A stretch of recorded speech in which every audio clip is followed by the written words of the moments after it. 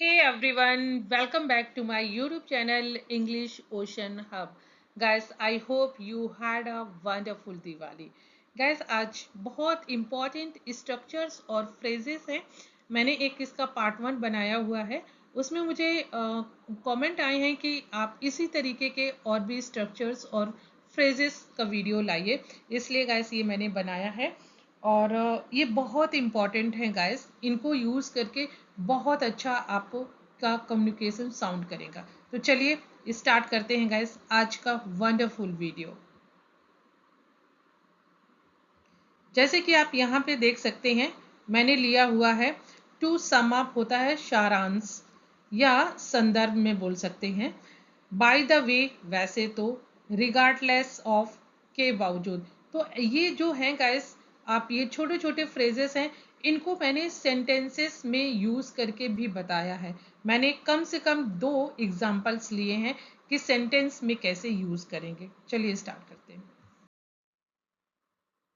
पहला है gas as a result. ये होता है परिणाम स्वरूप. एज अ रिजल्ट परिणाम स्वरूप मीन्स आपने कुछ काम किया और उसका परिणाम कुछ निकला तो ये हुआ परिणाम स्वरूप. एग्जाम्पल्स देखते हैं. उसने कड़ी मेहनत की परिणाम स्वरूप उसे सर्वोच्च अंक मिले. She studied hard as a result she got top marks. She studied hard as a result she got top marks. Next example. मौसम खराब था परिणाम स्वरूप मैच स्थगित कर दिया गया. मीन्स रद्द कर दिया गया, कैंसिल कर दिया गया.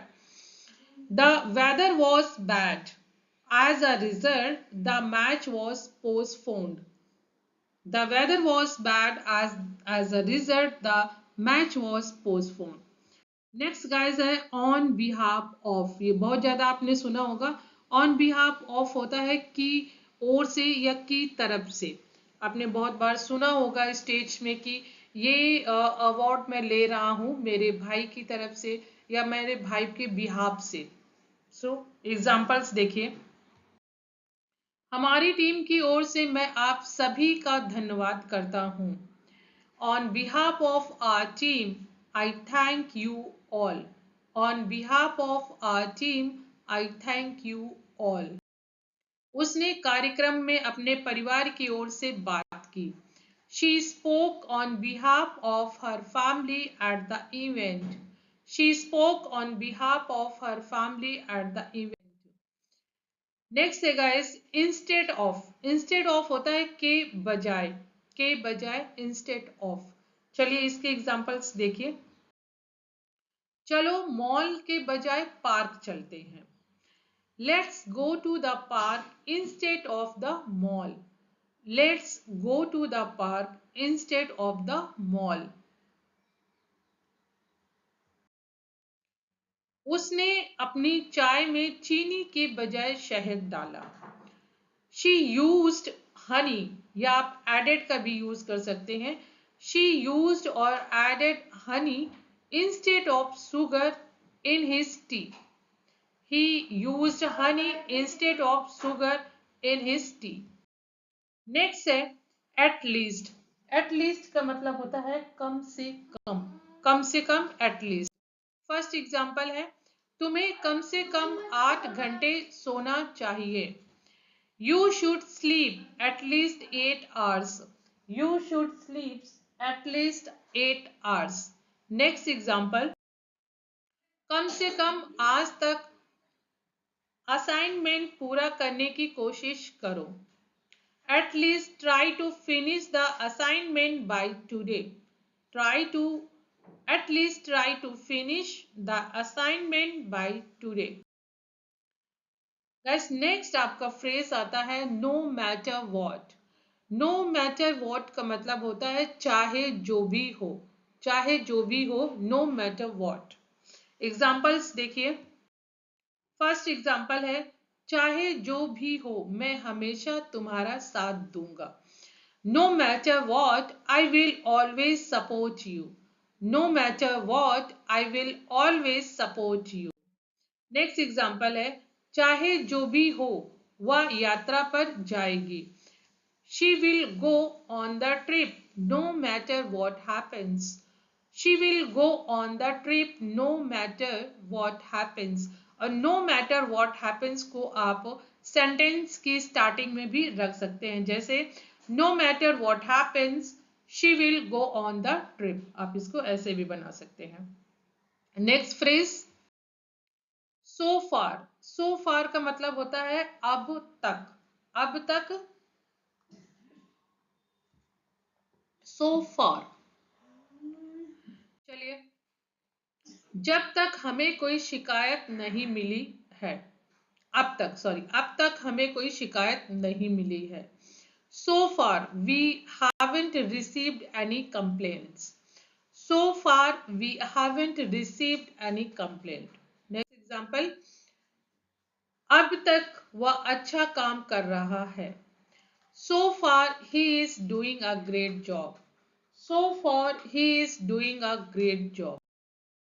As soon as, जैसे ही, इसका मतलब होता है जैसे ही, as soon as। एग्जाम्पल, जैसे ही घर पहुंचो मुझे कॉल करना। Call me as soon as you reach home. Call me as soon as you reach home. Next example, जैसे ही बारिश रुकेगी हम बाहर जाएंगे। As soon as it stops raining, we will go outside. As soon as it stops raining, we will go outside. Next phrase है for the sake of। for the sake of होता है के खातिर, के खातिर, जैसे मैं वहां गया उससे मिलने के खातिर। चलिए फर्स्ट एग्जांपल देखिए, उसने यह शांति के खातिर किया। He did it for the sake of peace. He did it for the sake of peace. मैंने अपने स्वास्थ्य की खातिर धूम्रपान बंद कर दिया। I stopped smoking for the sake of my health. I stopped smoking for the sake of my health. Next example है गाइस, फ्रेज है एट द सेम टाइम। इसका मतलब होता है उसी समय, और ये मोस्टली यूज होता है जब दो एक्शन परफॉर्म हो रहे होते हैं एक ही टाइम पे, एट द सेम टाइम। चलिए एग्जाम्पल देखते हैं। हम एक ही समय पर पहुंचे। We arrived या reached at the same time. We arrived or reached at the same time. मेरी माँ मुझे एक ही समय में हंसाने और रुलाने की क्षमता रखती है। My mother has the ability to make me laugh and cry at the same time. Next phrase है to sum up. To sum up का मतलब होता है सारांश में, सारांश में to sum up means summary क्या है वो होता है टू सम अप। एग्जाम्पल देखिए, सारांश में हमें बहुत मजा आया। To sum up we had a great time. To sum up we had a great time. सारांश में वह एक अच्छा नेता है। To sum up he is a good leader. To sum up, he is a good leader.